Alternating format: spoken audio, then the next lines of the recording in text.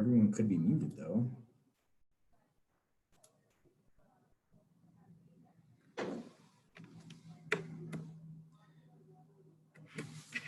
Hey guys, this is Jeff Franklin. Can someone go off mute and ask if they can hear me or not? Anyone? I see Aspen, I see Tabitha. We can hear you. You guys can hear me, okay. So just so everyone knows, when I set this meeting up, I did put the control on that muted everyone automatically, so that's why no one can probably hear anyone. So hang tight, we're gonna get started in about 1 or 2 minutes. Thanks, guys.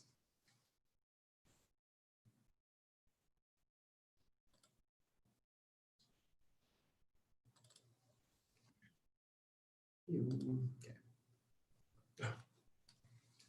I swear at least once. Oops, I thought I was.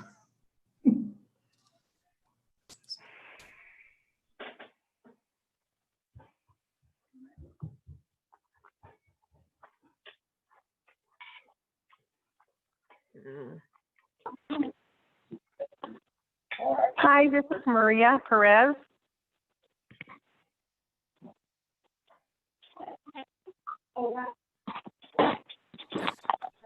Hi, Maria. If you could place yourself on mute, that would be fantastic. Thank you. Not because we don't want to hear your voice. Okay. Fuzz.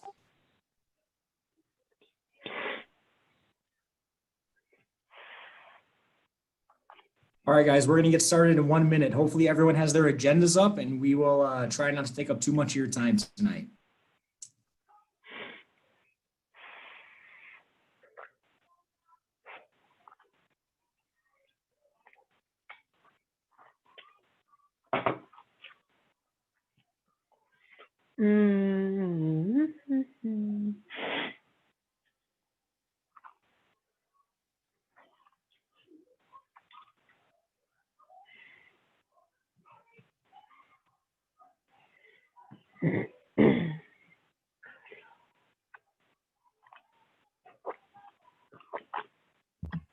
Hello, can you hear me? Yes, who is that speaking? Oh gosh, I'm not. My name is Sean. I'm with the Vail swim team. Great, thanks, Sean. Thanks for joining us. If you could scroll over your taskbar and just mute yourself, we'll actually go ahead and get started right now. Awesome. Thanks, Sean.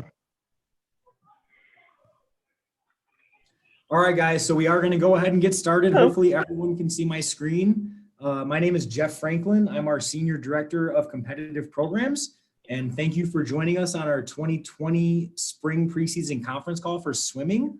One thing I do want to bring up real quick before we get started, Special Olympics International has officially changed aquatics to swimming. So if you guys use aquatics as the term to describe this event, that is completely okay. But as we move forward, we're going to start calling this event swimming versus aquatics, just for our sakes, so we can make that transition nice and easy for everyone. So if you are on the chat line, please feel free to ask questions. Michelle Pewters, our Western Regional Manager, is going to be answering questions the entire time. And please introduce yourself on the chat so we can get a count of who is on the call tonight. And just as a quick reminder, this call is required for all teams to have at least one coach on it. So I'm going to stop talking now. Adrian Mora, our Denver Regional Manager, is actually our aquatics expert in the office, and he's going to kind of take us through the rest of the evening. So again, if you have any questions, please hold them till the end of the line and ask anything in the chat box, and Adrian's going to get us going. All right. Thanks, Chop. Purpose of the statewide call is to make sure we all have the same information as we head into our regional events and then to states. So we want to be consistent, make sure that all our coaches get any information needed to make a great season for you and our athletes. Real quick, we got a couple people that are still unmuted. If you guys can please mute yourselves, it'll help the flow of this call and get everybody going. All right, so please mute yourself. Please mute yourself. If you can't do that, we will try to do it for you. All right. State information. We're going to give you guys some state information at the end of this call, so please stay on the line. We'll also answer region-specific questions at the end of the call, so save your questions until the end, please.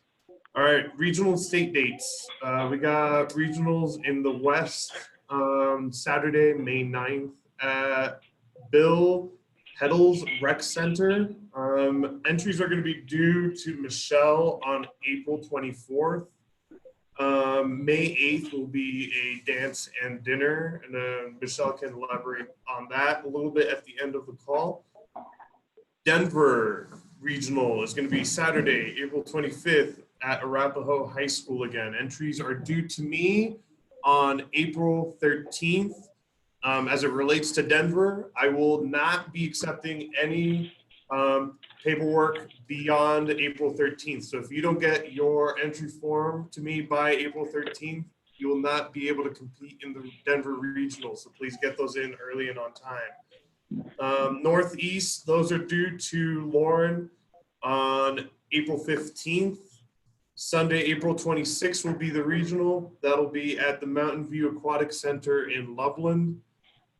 And then in the Southeast, Saturday, May 9th is that regional competition at Fountain Fort Carson High School. Entries are due to Tasha and Kyle by April 29th.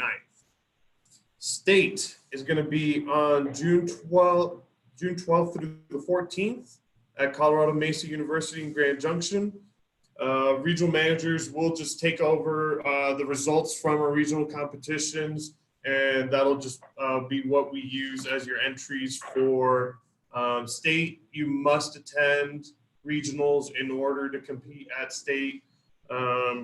Please speak with your regional managers if you have any case-by-case situations that may come up. But again, they must attend regionals in order to attend state. Athletes are allowed to participate in multiple regional events. We've had a few travel to other regional events to get some more time in the pool. So yes, we will accept those as they come about. So please just speak to your regional managers on that.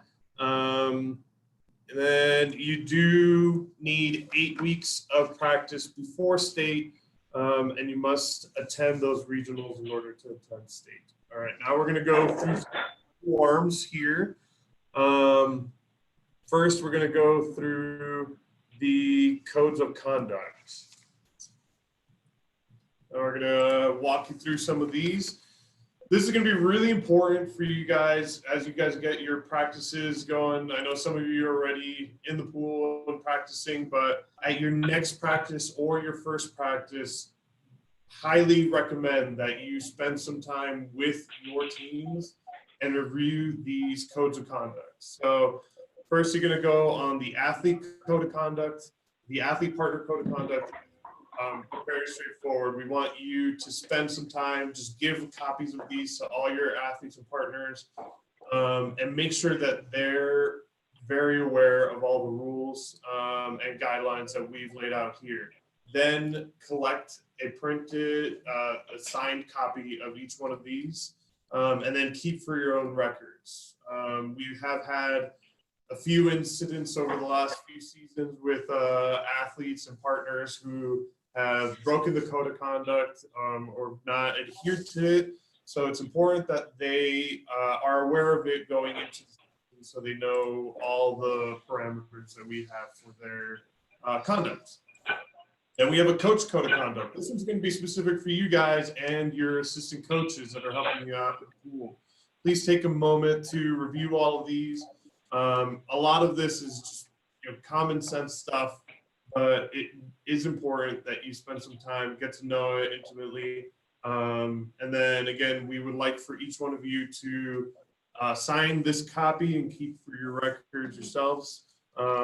We want to make sure that we are avoiding any incidents with conduct as it pertains to our coaches. So please take a minute to review that. All right, now we're going to go to our coach handbook. Oh wait, one more, sorry. There's a spectator code of conduct as well. So this is gonna be for your family members, any guests of your team that are coming to attend your practices and competitions. Spectators, supporters. This is a new thing that we're rolling out, so please take a minute to share that with your families as you get ready to gear up for competitions. All right, now we will move into the handbook. All right, so this is going to be pretty familiar for a lot of you guys. This is where you'll be able to find all your entry forms and competition related paperwork that you'll need to complete and turn into your regional managers. So we'll get started with the swimming. We shifted from it being branded as aquatics, so now it'll be called swimming across the board. So we will have our swimming entry form. So Chop's clicking on this real quick. For ease, we've included the coach roster and the team entry form on the one link. We are requiring that all teams submit a coach roster. And if you do not submit a coach roster along with your entry form, we will not accept your team entry form. So please complete both. Be really helpful for all of us. So very straightforward stuff, basic contact information. This is going to be who your day of contact is for your competition. So you're going to click your region, your sport, which competition you're going to be attending. So your regional, your team name, your head coach name. This is going to be your head coach, who's going to be your point of contact for your team on the day of the event. Their phone number, then additional coach email. This could be whoever, maybe your team administrator or a second coach, assistant coach that's helping you out. This is who can complete those, or where you want that, whoever you want to be receiving those emails, that will come from your regional managers. All right, then down here, this is just your assistant coaches, not your unified partners. So please only include your assistant coaches, who are just going to be the people who are going to be out on the pool deck or in the stands helping facilitate movement of your team on the day of the event. It's important that we receive date of birth. Really, this is how we identify the right people in our database as we're entering them into our system. Oftentimes with multiple names, with the same name, so we want to make sure we get the same person. So date of birth is going to be important. So please get those early. This is your aquatics entry form, same information at the top.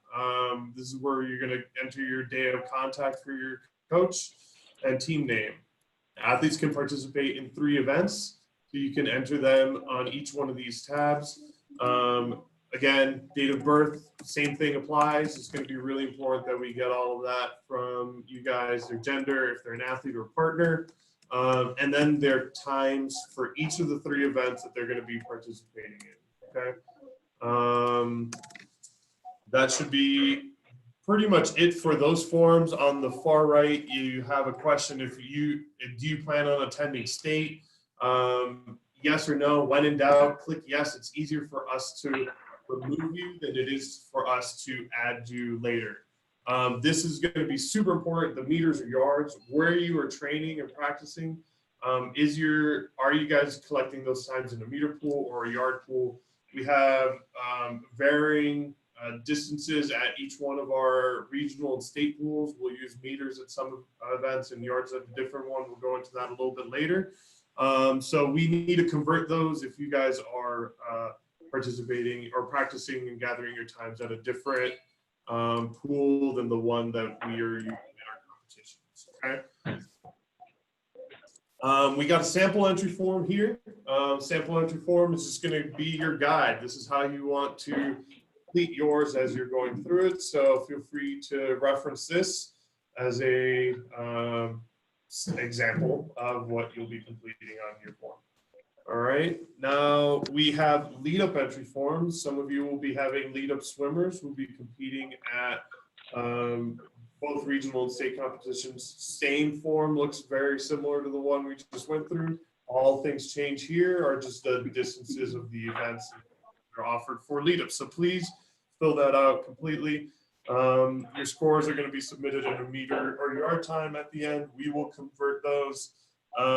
Again, read this at the bottom, assisted events. Athletes should be the one moving their body through the water. Coaches or unified partners can be the ones in the water to help an athlete and can offer physical assistance, flotation device. You're using a flotation device to get through your event. Unassisted, these are athletes that are unassisted by a coach in the water and completing the skill themselves.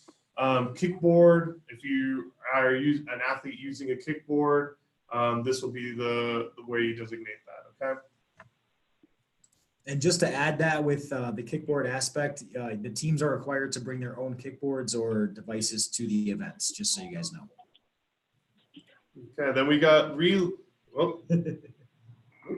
hang on 1 second. We got relay forms. All right, so your teams that are competing in any of the relays that are offered, same information at the top, your region, your team name, your head coach, and your the event that they're going to be competing in.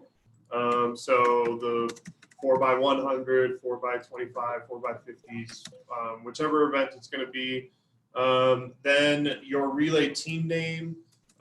It's helpful if your team names, if you have multiple relays, if your team names differ by team name, so that way we can keep them in order, that would be helpful. If you plan on having them competing in state, yes or no.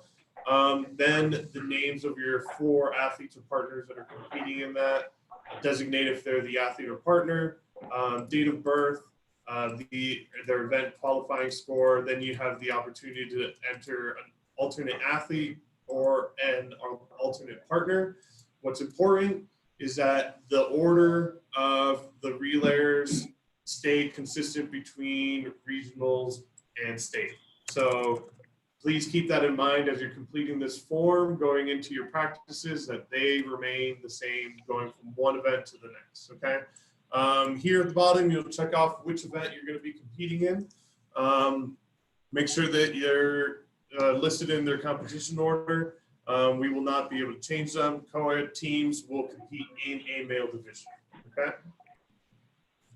We got a sample entry form for that too, so this will be your guide in completing that. Straightforward stuff, looks very similar to the other ones.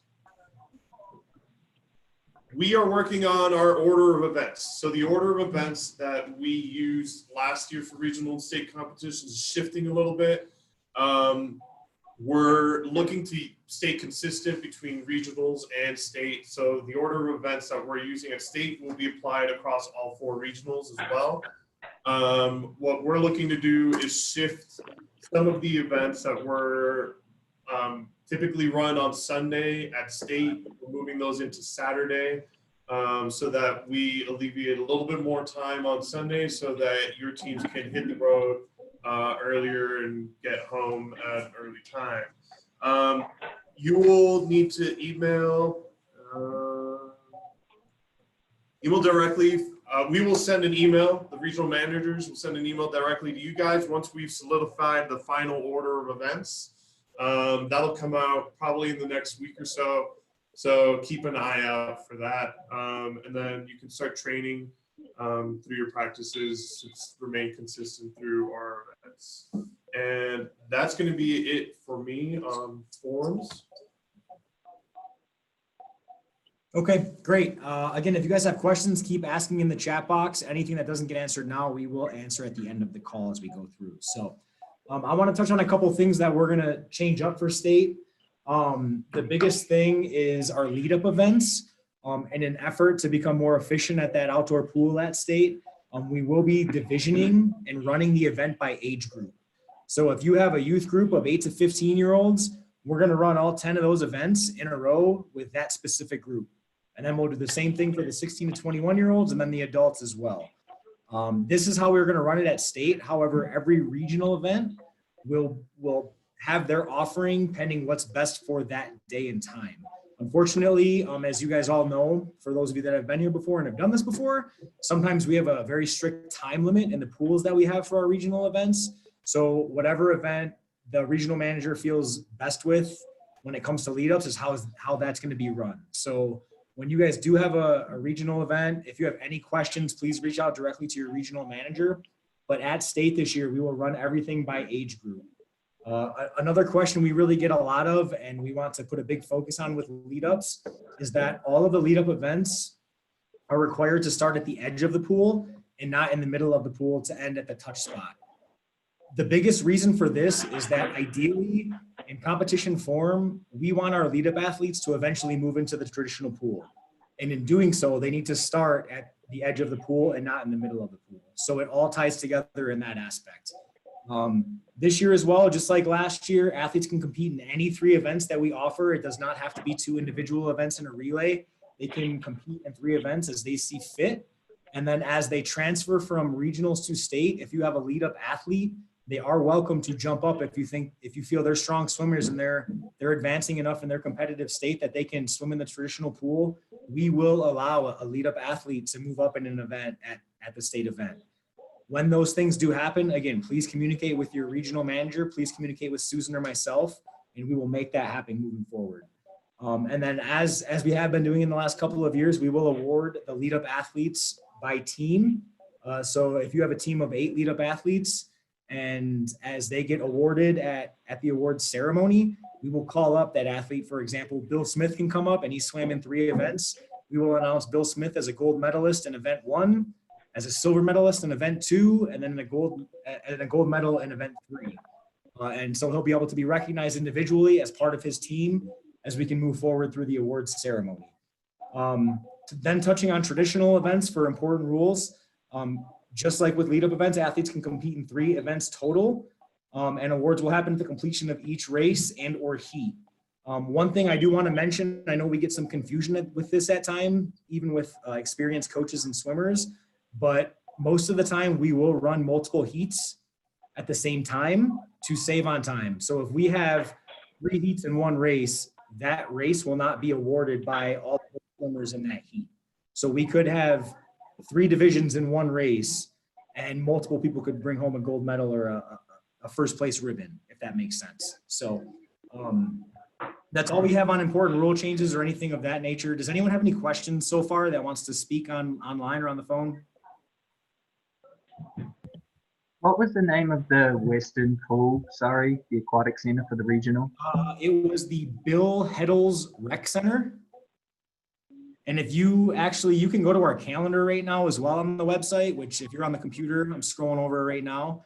If you click on that or go to the Western Region webpage under About Us and Regions, they should have the fact sheet up there and that'll give you the direct address to that pool. Michelle will also be emailing that out and she might have already done so. Any other questions? Okay, with that, one thing that we really try to focus on here, especially with swimming, because it's such a unique sport and it's a very close niche, we're always looking for swim groups, swim teams, people that want to volunteer at our events. And we do our best to work with the cities and the areas that we run our events in to recruit volunteers like that. If any of you guys know anyone that wants to get more involved or wants to volunteer at one of our events, we realize this is during a very busy swim season in general, traditionally. But if you guys know anyone, please reach out to your RM, reach out to Susan or myself. We would love to get them more involved with our events. So with that being said, I'm going to move us over to our new medical application and Class A process, and Adrian's going to lead you guys through what's expected moving forward. Great. So we're going to walk through where to find your athlete applications. Your regional managers will have sent out or will be sending out missing paperwork needs for each one of your teams based off of last year's team rosters. Take some time to look into that a little bit deeper and get your team started on updating their paperwork now so that they're active and ready come regional competitions. We will not be accepting any athletes in regional or state competitions if they have not updated or current paperwork on top. That goes for athletes, partners, and coaches. We're going to be very strict with this going into all our regional state competitions. So I highly encourage you to get started on that as early as possible. We've already started implementing this through winter events and have run into instances where we've had to turn around athletes and tell them at competition that they're not allowed to compete because they don't have accurate paperwork on file with us. So I highly recommend that you guys get started on this right now so that we avoid having to have those conversations on the day of the event. All right, so we're going to walk you through what this process looks like. As you get these medical paperworks, if you have new athletes or partners that are going to be part of your program that weren't on your 2019 roster, email your regional manager and we can look them up and see if they have updated paperwork with us in our system. Okay, so you go to the Get Involved tab, hit hover over athletes, and then you can go to this online medical application. Click on that, it's going to take you to online medical application. So we are only accepting online applications for our 2020 applications moving forward. So that needs to be completed here on the highlighted portion that says online athlete application. It's about a 15-minute process to complete that. So take some time to go through that, share that with your athletes. This page is going to evolve over time, and we're going to share some how-to videos on how you can complete those. If you guys have questions. First thing to be able to complete this is having a physical examination form that's already been completed by a medical professional. So this is a one-pager that your athletes and families will take to the professional to get completed with them in person. Then they can scan and upload this online through the athlete application as you go through that link that says online in big and bold at the top there. All right. If you have needs for paper applications, we request that you guys go directly to our medical team. Their email is medical@specialolympicsco.org. That's medical@specialolympicsco.org. It's highlighted right here, or you can call that number, or you can click on that athlete help desk link that's also provided there. They will be able to answer any questions that you have relating to your medicals. Regional managers now are going to be shifting to passing this information directly to the medical team. So medical teams will be working directly with you guys on completing this paperwork, answering any questions that you may have about why, what's missing of a medical, why they're incomplete, if their athletes are current, that type of stuff. Please communicate that with the medical team. Our regional managers will just be answering those or passing those questions along and deferring to the expertise of our medical team because that is their field. Incomplete 2019 applications can still be submitted by paper form only by contacting the help desk. Again, reach out to the help desk and you can submit those 2019 applications if you have stuff that still is just incomplete from a previous year. All right. Unified partners and all coaches must complete the Class A process online and background check. They're 18, and the background check only if they're 18 years or older. So if you go to this Get Involved tab and click on Coach, when you go to the Coach page, all the way down to Renew Coach Registration Class A, that'll take you to the link to complete the Class A. It's $17 to complete this Class A. It takes about 15 minutes to complete this too. Just a step-by-step question process. I'll get you through. Once you completed this will be good for 3 years. So please make sure that everybody on your team has these already completed going into the competition. What's really important to know about the Class A is that if you have a coach or a partner that gets injured at a Special Olympics competition and they have a Class A on file, we will cover through our insurance any expenses that they have after their insurance has been their own personal insurance has covered it. So if there are any remaining balances, we will take care of that.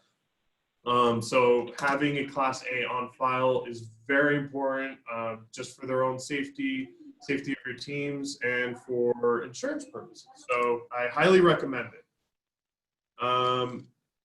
Does anybody have any questions about athlete coach or unified partner paperwork that we can answer for you now before we hand it off to Susan for state.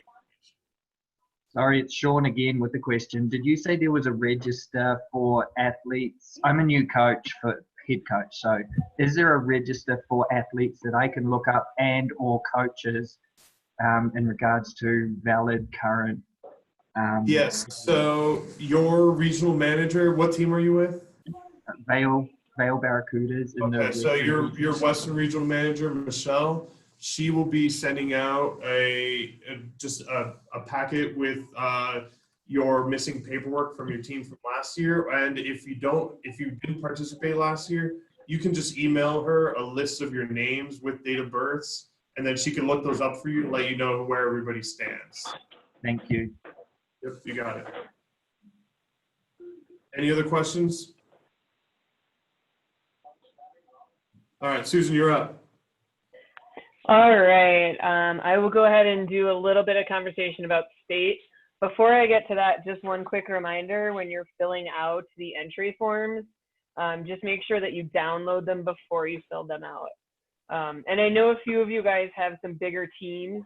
So if those aren't enough pages for you, let me know, reach out to me, and I can try to send it to you in a different format where we can get more pages added into that as well.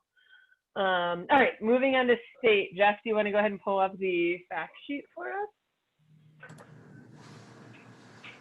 Our state competition, oh, it'll be on the coach handbook page, sorry.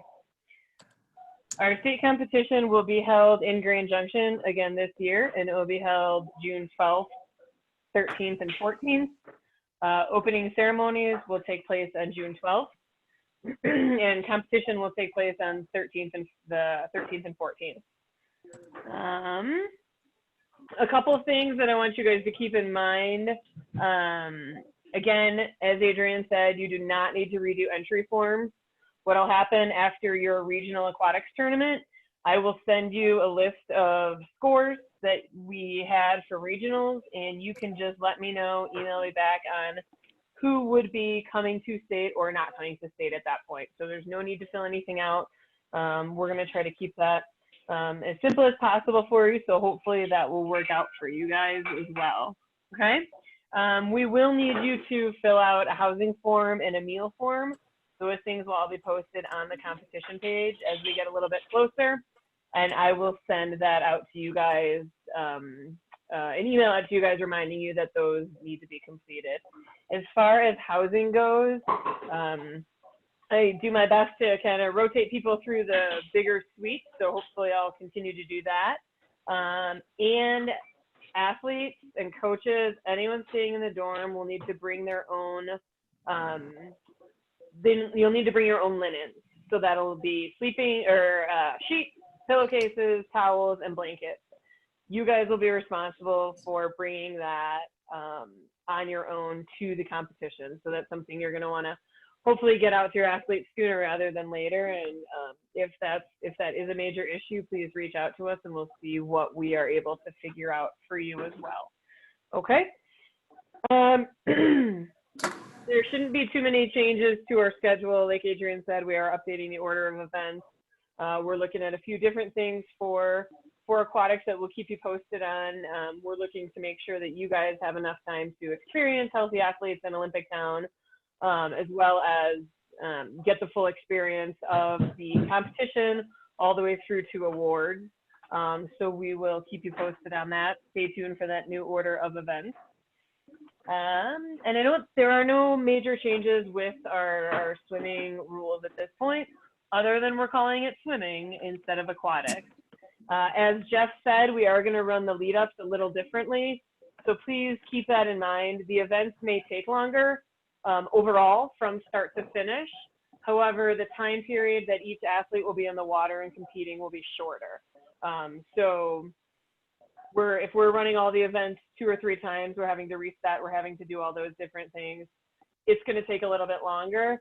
So make sure you're checking in with whoever's running that event when you're getting in the water, so you're not in the water, so the athletes aren't in the water for too long. All the lead-up events, and I'm not sure if this is covered, but I want to make sure it is, all the lead-up events at regionals and at state will start from the end of the pool and finish in the middle of the pool, except for the 25, obviously, which will finish at the opposite side over there. Okay.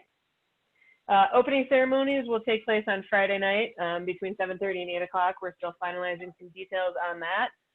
But once things are finalized, I'll start getting emails out to you guys and information out to you guys on all these summer games information. Everything that we will have for summer games will be posted on our competitions page. Jeff, can you walk through how to get to that real quick, if you don't mind? If you guys go to get involved and then go down to competitions. So if you click on that, the summer games information will be listed here as well. Currently, we still have our winter games results up and state basketball information, but summer games information will be up here. So if you have family members looking for more information on summer games, direct them right to this website, and all the flyers, all the information will be on here as well. Okay. At any time, if you guys have questions in regards to state games, please feel free to shoot me an email or give me a call. I'm happy to walk through anything with you guys if need be. Does anyone have any questions currently? Susan, this is Aspen. Do you know what time the triathlon is going to be on Friday? The triathlon will be Friday it will be beginning around 9 a.m. We're still finalizing the time we can get into the pool, but our ideal is to have that done between 9 and noon on Friday morning. Okay, with that starting at 9 a.m., will there be any housing available Thursday night? Yes, if you have athletes that are taking part in the triathlon, we will just need to know that ahead of time. So just reach out to me and communicate to me who we need housing for, and we can go ahead and get that set up for you guys. Okay, great. Thank you. Mm-hmm. And just to piggyback off of that, if you weren't aware, we did add the triathlon this year to one of our sport summer games. So we've got about 15 athletes or so that are taking part in the triathlon, which is swimming, biking, and running. And we're pretty excited to see that event grow. So those of you that have really good, strong swimmers, something to keep in mind to challenge your athletes for next year. We've had a lot of athletes really step up and take that next level, which is a pretty neat thing to see. I have a quick question. If we have athletes, so I'm coaching swimming, but I'm also coaching triathlon. So do I need to contact my triathlon contact in order to get like specific tri questions, or if they pop up as the season goes on, can I like either contact Aaron, who's my regional manager, or my tri contact? Yeah, either one, or myself. We've got a few of us working on the triathlon, so any one of us will be able to answer the question. So Kyle Kemper is the other staff member, your regional manager, and myself would be good folks to reach out to for that. Okay, perfect. Thank you. Mm-hmm. All right, does anyone have any more specific states questions? Susan, were you going to add something else? I'm sorry. No, I was just going to ask if anyone had any questions, but you did it for me. We're just clicking right now. Awesome. Okay, so then we'll keep moving on. We are almost done with the call, so thanks for hanging in there, guys. One thing for renewal coaches, you guys already know this stuff, but I know we got some new coaches on the call. All of our teams, if they need help, have fundraising responsibilities to a certain extent. So if you have questions on the fundraising aspect of what is expected of your team or what we can do to help you guys, please reach out to your regional manager directly. One thing I really wanted to touch base on, though, is super crucial. There are a ton of grant opportunities out there just in general for nonprofits, especially Special Olympics around the world. If you guys are applying for a grant for your team, we ask that you reach out to your regional manager first. We have a grant writer in our office who could possibly fight for more money for you guys and more money for the organization in general, which will just help fund and grow not just swimming, but all of the sports that we offer. So if you guys are applying for grants and utilizing Special Olympics Colorado as a name, please, please, please reach out to your regional manager so we can look at that process, make sure you have all the information correct with what you need so we can maximize that amount so we're not missing out on anything. So again, any questions about grants, please reach out to your regional managers. And as we move forward throughout this year, aquatics is an expensive sport. You guys are paying for pool time and lifeguards and all those things. We do our best to try to find fundraisers for everyone, and even to offer local programs opportunities at our SoCo sponsored fundraisers. Currently, all of our polar plunges are almost done. That was a really big one for us. We have nothing specifically offered right now, but if you guys need help with those types of things, please don't hesitate to reach out not only to your regional manager, but reach out to myself as well. We really want to get you guys on the same page and make this as easy as possible so your teams have everything that they need to not only be successful, but to really enjoy their swimming season. So running into that, last year, as most of you know, we had our very first coaches summit where coaches got to be certified in 4 to 5 sports. This year, we're actually offering 2 coaches summits, and our first one has actually just been confirmed today for May 16th. We're finalizing a 1-pager PDF that all regional managers will send out to you guys, but we really encourage participation in that as we build our coaches education program to better prepare you guys to train and compete with our athletes and our unified partners. This is a perfect opportunity and example to get certified in the sports that you're specifically trained in, and to just to get more in-depth information on what Special Olympics is as a whole and what we offer in general outside of the sports realm. So just make a mental note, May 16th will be our first coaches summit for 2020. We will send out a 1-pager in the next week or so with specific information on it. And you'll contact Jenny Montoya, our volunteer manager for that, and her information will be on that docket as well. So that's all we have for the aquatics calls, guys. I know we have plenty of questions in the chat, so please stay online and we'll answer those and help Michelle out. But do you guys have any questions for myself or for our staff for the swimming season for 2020? Anyone else on the phone, please don't be shy. This is Sean and I was just wondering if you might be able to give me next week's lottery numbers. I'm sorry, I couldn't understand you. What numbers? Sorry, I was trying to be funny. The lottery numbers for next week. Oh, the lottery. Oh, I wish, man. Trust me. I wish I could. I'll share it. That would help all of us. If you win, man, let us know. Oh, I would. Sean's got jokes. It's definitely Monday. Anyone else have any questions on the call? Going once? Going twice? Okay, that will conclude our 2020 spring season swimming call. I gotta stop saying aquatics myself. If you guys have any questions, again, reach out to myself, Susan, or your regional managers. This call was recorded, so we will post this to our YouTube channel and send out that link as well by Wednesday at the latest. So appreciate you all. If you have any region-specific questions, we'll hang out for about 5 to 10 more minutes. Give us a shout on here or chat in the chat box, and we'll take care of you guys. Appreciate you guys. We'll see you this season.